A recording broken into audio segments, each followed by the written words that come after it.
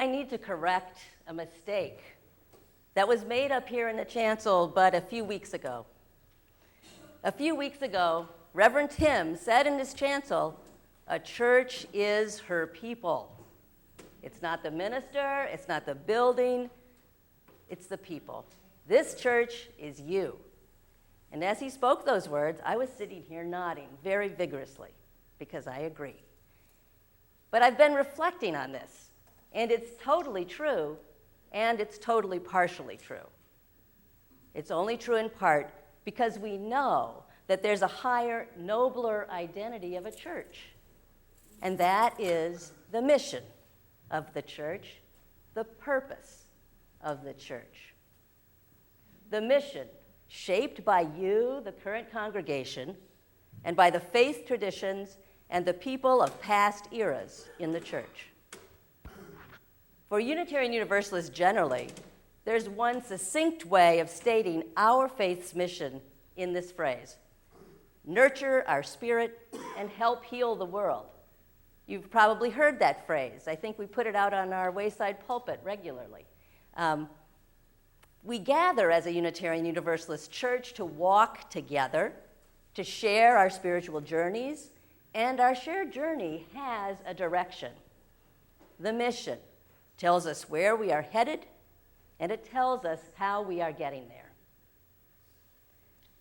The African-American poet Langston Hughes named this key to a church's life, to the vigor of a church's life, in much more evocative words than I can.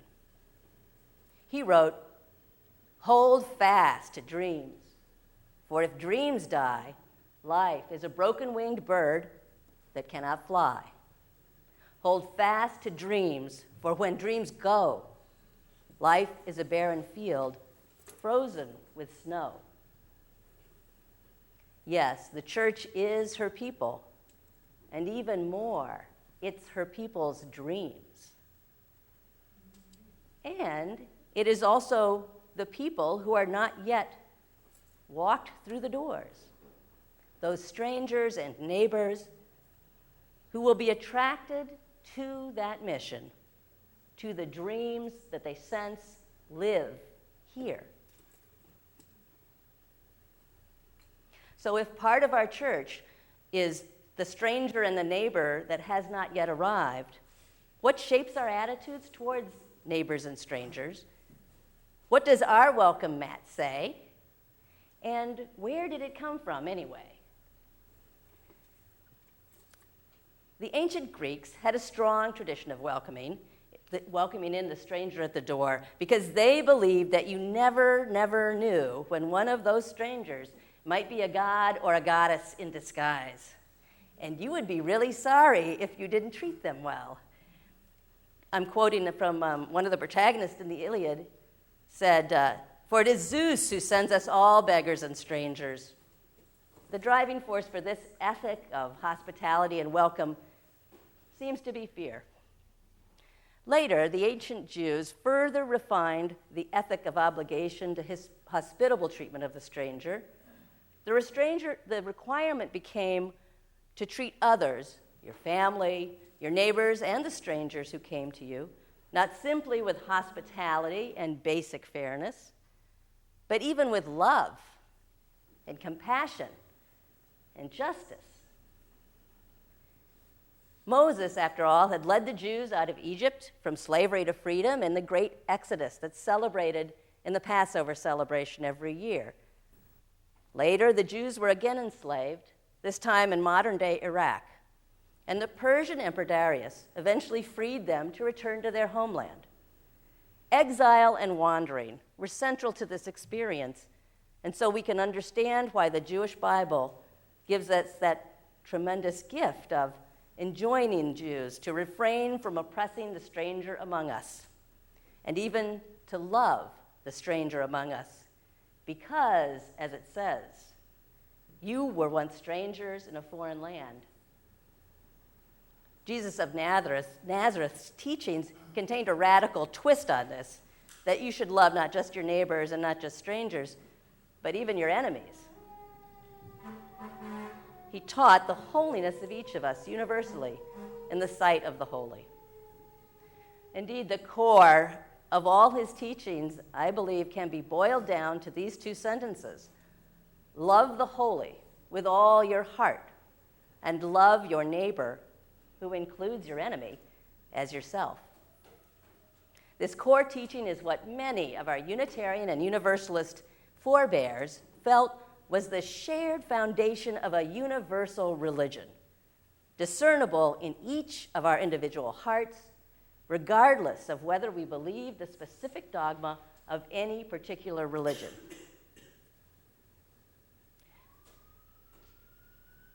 I think we find this moral imperative to love our neighbor, the stranger, all humans, in our own hearts more readily if we've experienced being a stranger in some strange land. And if we think about it, many of us have been strangers in a strange land. Strangers in the land of the able-bodied. Strangers in the land of the mentally healthy. Strangers in the land of the happy. Strangers in the land of the heterosexual. In the land of the male. In the land of the white. In the land of the prosperous. In the land of the employed.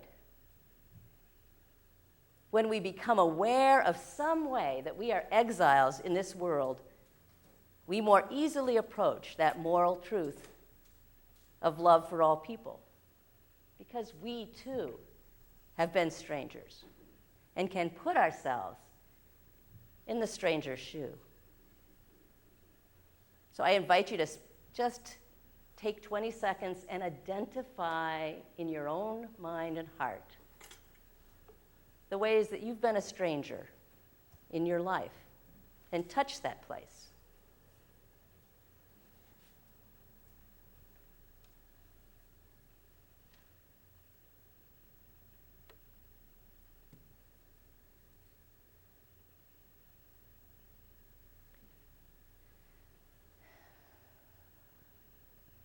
Working from that strangeness that we've all felt, many of us have felt in some ways, I would call the empathy-driven approach, and it's a gift to us from our hearts and from our Judeo-Christian heritage.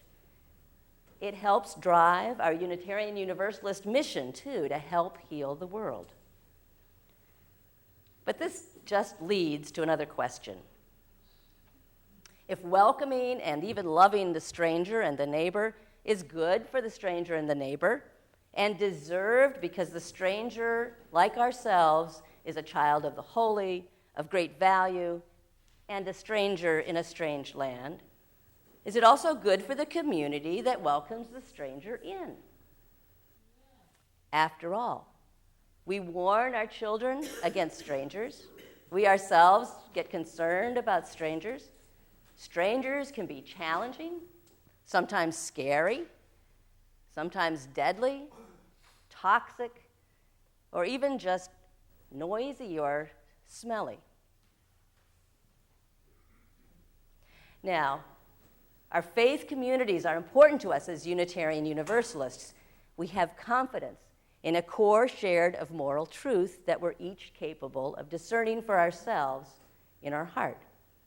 And this confidence sits side by side with our knowledge that we need a community, a faith community, for learning about moral truths.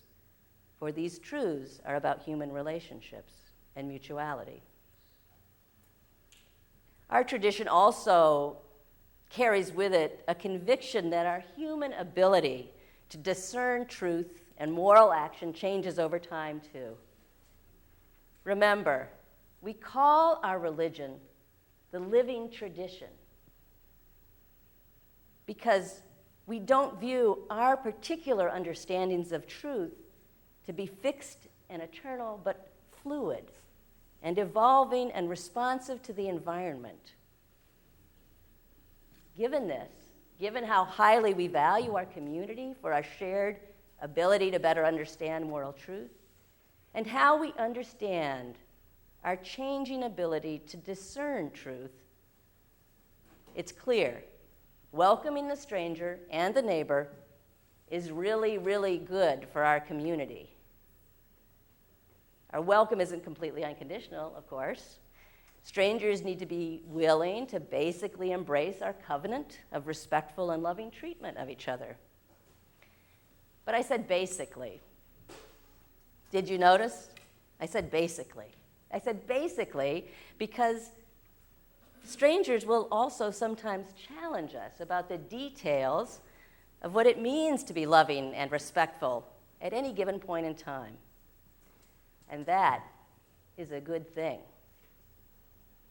It keeps us alive and growing. Here's an example. The social norm used to be that gay people were part of our churches, but the fact of our being gay was not acknowledged. It was thought to be kind of dirty. For some reason, saying the word gay or homosexual made straight people think of sex, which was also thought of as dirty. But we were here. We were here. We were strangers among you. We were your children, your sisters, your uncles, your friends. And you were open enough to hearing us. As we found our voices to challenge and question the social norms, the discrimination, and the legal punishments. As we found our voices to affirm and share and reflect together what our values of inclusivity and love really mean. And our Unitarian Universalist communities learned a whole lot from these challenging and often hard encounters with the strangers in our midst. And we grew in our moral understanding. I've experienced the mutuality of gifts between stranger and community personally, and so I want to testify to it.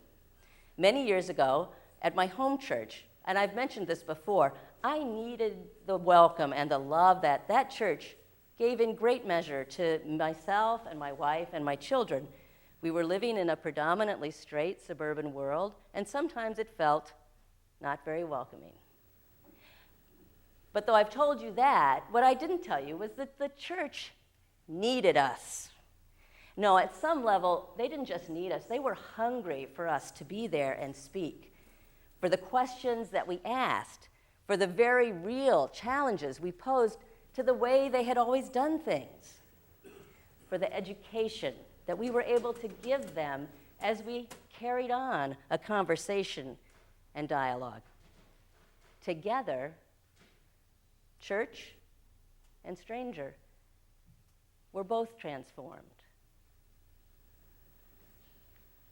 I found a much greater ability to trust others and to trust life. And my church found its voice for gay, lesbian, bisexual, and transgender justice in the community. It took the lead in my town. It made waves, and it took heat from other churches. Do you remember that Darwin reading about his experiments in self versus cross-pollination with the bread and butter flowers and the carnations in his raised beds? The stranger is just like that insect and can cross-pollinate our faith communities, making them strong, more vigorous. I know deep in my heart from my lived experience that the stranger can be a lifeline to the future and a source of growth and transformation. Strangers will and can challenge the current understanding of the dreams of the church, but ultimately, they help create more faithful versions of those same dreams. This church is hungry for challenge and transformations as well. One of the reasons I was drawn to serve here 2 years ago as the intern minister was the creative energy I felt within this church in the openness to worship expression of varying sorts, the importance placed on collaboration with a broad number of people during the worship, and the creative commitment to making the church more truly intergenerational, which is a major commitment, and a commitment on which a tremendous amount of progress has been made. The welcome mat at the Unitarian Universalist Church of Reading said to me, transformation sought, creative challenge welcome, life hungered for. And this makes me rejoice. It makes me rejoice in this church because we will all be changed. Change is our lot as living creatures. Change is the lot of an institution if it is to live. But can we remind ourselves to embrace, to continue to embrace in faith and trust, even when we do not know the outcomes of welcoming in strangers and welcoming in neighbors? Can we as a church community deepen our embrace with faith and trust of meaningful change, change that creates a greater richness and greater connections among and beyond ourselves? Yes, the change can be uncomfortable, and yet ultimately advance our shared values and our living dreams. If we view our faith as alive, if we view our faith as dynamic, if we view it as a journey, it can also be an adventure. It is an adventure, and will not only welcome, but even reach out and pull in those strangers that can add so much to our transformation and to our understanding of the values as we live them in our world. We can do this through lots of ways. We can do it through the web, social media. Most importantly, we do it through inviting people we know. But we will be transformed even as we transform them, those who we welcome among us with love. We will be transformed even as we hold fast to our dreams of nurturing our faith and helping to heal the world. Blessed be. Amen.